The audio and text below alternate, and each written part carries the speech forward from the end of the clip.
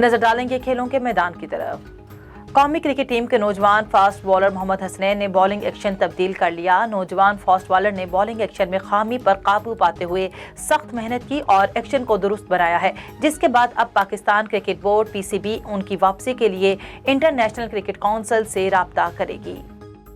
Pakistan cricket team के allrounder Shadab Khan ने कराची के इलाके शाह फैसल कॉलोनी से लापता होने वाली 14 साला दुआ ज़हरा काज़मी और उनके अहल खाना के लिए दुआ की है। सोशल मीडिया पर उनके एक बयान में शादाब खान ने कहा कि दुआ ज़हरा और उनके अहल खाना के लिए दुआएं हैं कि वो और तमाम लापता बच्चे बाहिफाजत अपने वालिदैन के पास वापस आ जाएं।